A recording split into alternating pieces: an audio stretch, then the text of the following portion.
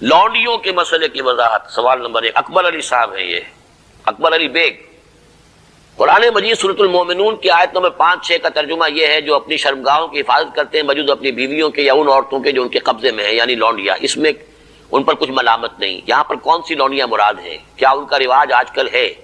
کسی لڑکی کو پیسے دے کر خرید کر لونڈی بنانا تو اسلام میں سخت منع ہے، از راہ کرم تفصیل سے وضاحت کیجیے۔ دیکھیے، اسلام میں صرف ایک نوعیت کا غلام یا لونڈی جائز ہے، اور وہ ہے اگر جہاد فی سبیل اللہ ہو اور اس میں پی او ڈبلیوز کی حیثیت سے جو کہ کمبیٹنٹ جو کہ واقعتاً جنگ میں حصہ لینے والے ہیں، مرد اور عورتیں، جن کو آج کل پی او ڈبلیو بنا لیا جاتا ہے کہ وہ جو ہیں پرزنرز آف وار، ان کو اسلام نے اجازت دی ہے کہ بجائے اس کے کہ مستقل اس وہ کنسنٹریشن کیمپس میں پڑے رہیں، وہ اس میں ان کو اسلامی معاشرے کے اندر جذب کرنے کے لیے ان کو تقسیم کر دیا جائے لوگوں کے اندر۔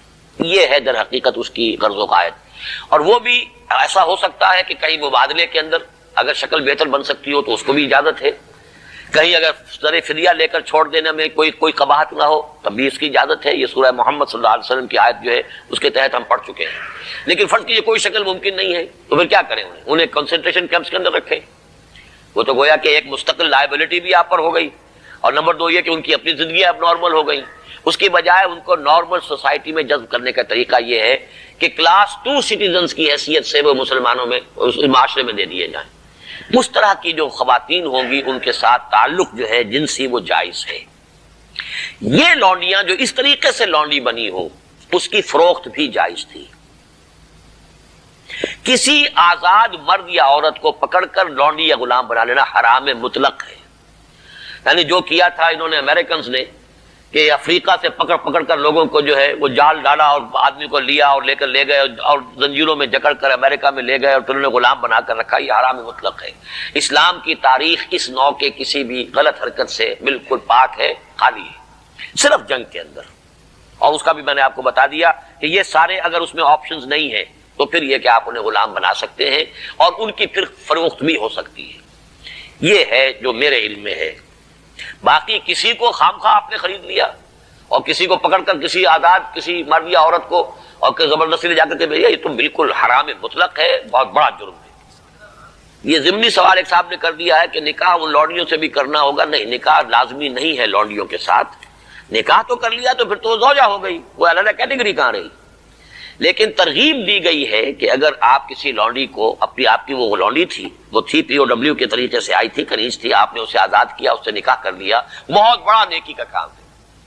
تو ایمینسیپیشن جو تھی غلاموں کی اور کنیزوں کی آزادی کے لیے راستہ اللہ تعالیٰ نے یہ پیدا کیا کہ بہت سے گناہ ایسے ہیں کہ جن کا کفارہ یہ رکھ دیا گیا، غلام آزاد کرو، غلام آزاد کرو، اور اسی طریقے سے اس کو بہت بڑا نیکی کا کام قرار دیا گیا۔ فک و رقبۃ، گردنوں کا چھڑا دینا، آزاد کر دینا، یہ بہت بڑی نیکی ہے۔ تو اس حوالے سے اس کا معاملہ اسی طریقے سے کسی لونڈی کے ہاں سے اولاد اگر ہو گئی تو اب وہ ام ولد ہو گئی، اب وہ لونڈی نہیں رہی، ام ولد ہو گئی، اسے فروخت آپ نہیں کر سکتے، وہ آپ ہی کے ہاں رہے گی، لیکن یہ کہ وہ آپ کا اس کا درجہ جو ہے عام کنیز سے وہ بڑھ جاتا ہے۔ یہ تفصیلی قوانین ہے۔ اصولی سوال جہاں تک تھا اس کے حد تک میں نے عرض کر دیا ہے کہ اسلام میں یہ راستہ اب بھی کھلا ہے، اور اس کی حکمت کیا ہے اس پر میں بھی بہت غور کرتا رہا، اس لیے کہ بظاہر تو عام خاص طور پر آج کل کے حالات میں یہ چیز جو ہے ذہن انسان کا اس کو قبول نہیں کرنے کو تیار ہوتا کہ اس طرح کا معاملہ بھی ہونا چاہیے۔ لیکن میں یہ سمجھتا ہوں کہ وہ جو جہاد فی سبیل اللہ آخری دور میں ہونے والے ہیں، جن میں کہ حضرت مہدی اور حضرت عیسیٰ علیہ السلام کا معاملہ بھی ہوگا، اس میں سمجھتا ہوں یقیناً کوئی ایسے مراحل آئیں گے کہ جہاں اس انسٹیٹیوشن کو انووک کرنے کی ضرورت پیش آئے گی، اس کے لیے کہ اس کا راستہ شریعت کے اندر باقی رکھا گیا، کھلا رکھا گیا، اگرچہ اس کے اوپر بڑی پابندیاں لگا دی گئیں۔ یہ بھی ہے کہ غلام کو وہی کھلاؤ جو خود کھاتے ہو، وہی پہناؤ جو خود پہنتے ہو، کام کا بھی بوجھ اس پر اتنا زیادہ نہ ڈالو کہ جس کا بہت مشقت والا ہو جائے، کوئی بہت سخت کام ہے تو تم خود بھی اس کے اندر شریک ہو جاؤ اس کے ساتھ۔ یہ ساری چیزیں ہیں، ان کے ساتھ نیک سلوک کرنا، اچھا سلوک کرنا۔ اسی کا نتیجہ یہ ہے کہ عالم اسلام میں ایک دور ایسا آیا کہ مشرق و مغرب میں سب سے بڑی حکومتیں جو تھیں وہ غلاموں کی تھیں۔ یہ خاندان غلامہ کون تھے جو ہندوستان کے اندر پہلی حکومت بنی اسلامی؟ قطب الدین ایبک کون تھا؟ التتمش کون تھے؟ ملبن کون تھا؟ یہ سب کون؟ سپکدگین کون تھے؟ الکتوین کون تھے؟ یہ خود محمود غواری کون تھے؟ محمود غزنوی، یہ سب کے سب غلام تھے۔ اسی طریقے سے ممالک کی حکومت مصر میں ہندوستان میں خاندان غلامہ اور ممالک مملوک کی جمع ہے، مملوک غلام کو کہتے ہیں۔ تو ممالک کی حکومت مصر میں عالم اسلام کی دو عظیم ترین حکومتیں غلاموں کی تھیں، اس لیے کہ غلاموں کو وہ سٹیٹس دیا اسلام نے اتنے اونچے، اور ایسے ایسے غلام جو اتنے بڑے اساتذہ بن گئے کہ شہزادے ان کی۔ ڈاکٹر صاحب میں یہ پوچھنا چاہتا ہوں کہ کانکوبائنز جو تھیں آپ صلی اللہ علیہ وسلم کے دور میں، ان کے ساتھ جو نکاح کا کانٹریکٹ تھا اس کی کیا حیثیت تھی عام بیویوں کے نکاح سے؟ مختلف کیا تھا اس میں، اور ان بطور بیوی ان کی حیثیت کیسی تھی، اور ان کے ساتھ کس طرح کا معاملہ کیا جاتا تھا، اور بعد میں وراثت میں ان کا کیسا حصہ تھا؟ نیز یہ کہ کیا آج ان کی کوئی شکل معاشرے میں، کسی بھی معاشرے میں کیا باقی ہے یا اس کی کوئی اجازت ہے؟ دوسرا ڈاکٹر صاحب یہ کہ اگر اس کو ایلیبریٹ آپ کر دیں تو ساتھ یہ بھی بتا دیجیے گا کہ سورہ نساء کی جو آیات ہیں، آیت نمبر 4 اور 24 جس میں وما ملکت ایمانکم ان کے بارے میں آیا ہے، ان کو زیادہ ایلیبریٹ کرنے کے لیے کون سی تفسیر بہترین ہے جس کو پڑھا جا سکتا ہے، اگر آپ کو اس وقت آپ ریکال کر سکیں؟ جزاک اللہ۔ پہلے تو اپنی بات میں ایک تصحیح کر لیجئے، باندیوں کے ساتھ یا لونڈیوں کے ساتھ یا کانکوبائنز کے ساتھ کوئی نکاح نہیں ہوتا تھا۔ منکوحہ وہ بیویاں کہلاتی تھیں اور یہ باندیاں کہلاتی تھیں، یہ ملکیت ہوتی تھی، بیوی ملکیت نہیں ہوتی۔ بیوی تو ایک سوشل کانٹریکٹ کے تحت آپ کے ساتھ آتی ہے، زندگی گزارتی ہے، اس کی مرضی کے بغیر اس کا نکاح نہیں ہو سکتا، اس کی اجازت سے نکاح ہوا ہے، اور بیوی جو ہے اس کو یہ حق بھی حاصل ہے کہ وہ کبھی چاہے تو آپ سے سپریشن جو ہے وہ حاصل کر لے۔ لیکن یہ جو ملکیت کا تصور ہے اس میں یہ چیزیں نہیں ہیں، نہ اس میں نکاح ہے، نہ اس میں کوئی وراثت کا حصہ ہے، بلکہ وہ تو خود وراثت میں منتقل ہو جائیں گی۔ اگر کوئی شخص جو ہے اس کے کچھ باندیاں تھیں تو اس کے انتقال کے بعد وہ اس کی ملکیت ان کی جو ہے جیسے اور پراپرٹی جو ہے وہ منتقل ہوگی، اولاد کو ایسے ہو جائے گی۔ تو پہلی بات تو یہ چاہے اچھی لگے چاہے بری، لیکن آپ اس کو سمجھ لیجئے ایز سچ کے جیسے وہ تھا معاملہ، ہمیں اس کے اندر جو ہے وہ کچھ اس کو پہلے ٹیبل بنانے کے لیے اور اس کو جو ہے اس کے اندر کوئی ترمیم نہیں کرنی چاہیے۔ سٹیٹس جو ہے باندی کا، کانکوبائنز کا، وہ یہ ہے جو میں نے آپ کے سامنے رکھا۔ اچھا، اصل مسئلہ یہ آتا ہے کہ آیا آج بھی ایسا کوئی معاملہ ہے؟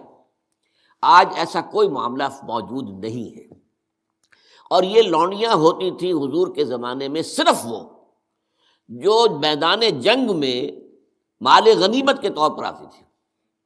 آپ ایک جنگ ہوئی ہے، فرض کیجئے جنگ بدر ہوئی ہے، جنگ بدر میں اب جب کہ کفار کو شکست ہو گئی ہے تو آپ کو معلوم ہے ان کے جو اونٹ تھے وہ 900 اونٹ لے کر آئے ہوئے تھے، وہ سارے تو ابھی کھائے نہیں گئے تھے، اب وہ گویا کہ وہاں پر مال غنیمت ہے۔ ان کے گھوڑے اگر وہ بچے ہوئے تو مال غنیمت ہے۔ وہ جو آدمی بھاگتا وہ اپنا اسلحہ بھی پھینکتا جاتا ہے تاکہ بھاگے اور جان بچائے، یہ سب کیا ہے؟ مال غنیمت ہے۔ ایسے ہی اگر وہاں کوئی عورتیں بھی آئی ہوں، میرے علم میں نہیں ہے کہ بدر میں آئیں یا نہیں آئیں، احد میں تو آئیں، لیکن بدر کے بارے میں مجھے یقین کے ساتھ معلوم نہیں ہے، لیکن اگر عورتیں بھی آئی ہوں تو وہ باندیاں ہوں گی، وہ تقسیم ہو جائیں گی۔ یہ جو اصل غلام کا اور باندی کا تصور ہے اسلام میں، یہ POW کا حل ہے، prisoners of war, what to do with them۔ یا تو اب آپ جو ہے بڑے بڑے جو ہے کنسنٹریشن کیمپس قائم کر دیجئے، ان میں پڑے سڑ رہے ہیں، وہ سب کے سب جو ہے کنسنٹریشن کیمپس کے اندر ہوتے ہیں۔ اب وہاں پر ان کا کیا معاملہ ہے؟ تو ان کے لیے اگر وہ مرد ہیں ان کے لیے ان کی کوئی جنسی تسکین کا کوئی سامان نہیں، اگر عورتیں ہیں ان کی جنسی تسکین کا تقاضے کا کوئی سامان نہیں۔ ہاں، کھانے پینے کو تو ظاہر بات ہے کچھ نہ کچھ راشن واشن جو ہے وہ تو جو بھی دنیا میں POWs کا معاملہ ہوتا ہے کھانے پینے کو دیا جاتا ہے۔ اسلام نے یہ کیا ہے کہ بجائے اس کے کہ POWs جو ہیں وہ اسلامی بیت المال پر بوجھ بن جائے، انہیں ایبزارب کرو معاشرے کے اندر، انہیں تقسیم کر دو لوگوں کے اندر، اور ان کی حیثیت غلام کی اور باندی کی ہوگی۔ انہیں آپ کو کھلائیں بھی وہ، حضور فرماتے ہیں جو خود کھاتے ہو کھلائیں، جو خود پہنتے ہو وہ پہناؤ، اچھے سے اچھا سلوک کرو۔ پھر ان کی ایمنسیپیشن کا ایک سلسلہ شروع کر دیا گیا، فلاں اگر تم سے گناہ ہو گیا ہے تو کفارہ یہ ہے ایک غلام آزاد کر دو، قتل خطا ہو گئی ہے، وہاں تم سے غلطی سے تمہارا ارادہ نہیں تھا، کوئی تمہارے ہاتھوں مارا گیا ہے، گولی چل گئی تم سے اور کوئی شخص جو ہے وہ مر گیا ہے، اس کے لیے بھی وہ غلام جو ہے آزاد کرو۔ گناہوں کے کفارے میں غلاموں کو آزاد کرنا، پھر غلاموں کو آزاد کرنے کی تلقین، نصیحت، پرسویشن، یہ نیکی کا بہت بڑا کام ہے، غلام کو آزاد کرو۔ یہ ساری چیزیں جو ہیں اس کے ذریعے سے ایک دفعہ انہیں سوسائٹی میں جذب کرنے کے بعد وہ علیحدہ ایلیمنٹ نہیں رہے، اب سوسائٹی کا حصہ بن گئے، وہ ایک گھر کے اندر ہیں، وہاں رہتے ہیں، ان کے ساتھ جو ہے ان کے مالک ہیں، اور اسی طریقے سے ان کو رفتہ رفتہ ان کی ایمینسیپیشن کا بندوبست کیا اسلام نے. اور اس میں آپ کو معلوم ہونا چاہیے اس درجے ایمینسیپیشن ہوئی ہے کہ ایک وقت ایسا تھا عالم اسلام میں ساری حکومتیں غلاموں کی تھیں. مڈل ایسٹ میں ممالک کی حکومت، مملوک کہتے ہیں اس کو کہ جو کسی کی ملکیت ہے، غلام ہے. ممالک بڑے بادشاہ ہوئے. ہندوستان میں جو دہلی میں پہلی حکومت قائم ہوئی ہے وہ کون تھے؟ خاندان غلامہ، قطب الدین ایبک اور یہ بلبن، ایسے ایسے شاندار، اور جو ہے اور یہ التتمش، یہ کون تھے؟ غلام تھے. ہمارے بڑے بڑے دین کے علماء ائمہ غلام، چنانچہ بڑے علماء اساتذہ غلاموں میں سے. تو اسلام نے یہ راستہ اختیار کیا ہے. البتہ آخری سوال کا یہ ہے جو میرے اپنے ذہن میں ہے کہ اسلام نے اس انسٹیٹیوشن کو فائنلی ایبروگیٹ کیوں نہیں کیا؟ ایبروگیشن جیسے آپ کو معلوم ہے سود کا معاملہ چلتا رہا، آخر میں آ کے سن 9 میں فائنلی طے کر دیا گیا حرام، اب اس کے قریب مت پھٹکو. اس کی حکمت میرے نزدیک یہ ہے کہ یہ خالص اسلامی جہاد ہونا ہے قیامت سے قبل ایک مرتبہ بہت بڑے پیمانے پر، جس کو کہا گیا ملاحم، اور جس پر پورے باب جو ہیں وہ احادیث کی کتابوں میں ہے. اس وقت میں سمجھتا ہوں کہ ضرورت پیش آئے گی اس انسٹیٹیوشن کو انووک کرنے کی کہ اس وقت پرزنرز آف وار کا معاملہ اس طور سے ڈیل کیا جائے. لیکن اس وقت تک کسی آزاد انسان کو پکڑ کر غلام بنا لینا بہت بڑا گناہ ہے، ناقابل معافی گناہ ہے، کسی کو حق حاصل نہیں ہے. یہ جو امریکنز لے گئے تھے، آپ کو معلوم ہے یہ افریقہ کے مغربی ساحل کے ساتھ ساتھ وہاں سے یہ لوگ لے کر گئے پکڑ کر ان کو، افریقیوں کو، اور وہاں جا کر انہیں غلام بنایا ہے اور شدید ترین جو ہے سختیوں میں انہیں رکھا ہے. یہ معاملہ اسلام میں نہ کبھی ہوا ہے، نہ اس کی کوئی اجازت ہے.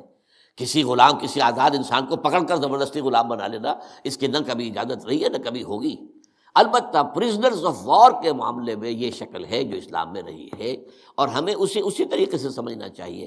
چاہے ٹھیک ہے دنیا اس کے اوپر فکریں چست کر دے گی یا کوئی اس کو کہے گی، پاس بہت سی چیزیں ہیں کہ جو لوگوں کے عام جو مزاج اس وقت کا ہے وہ اس میں وہ ذرا آسانی سے وہ بات جو ہے ان کے ذہن کے اندر اترتی نہیں ہے.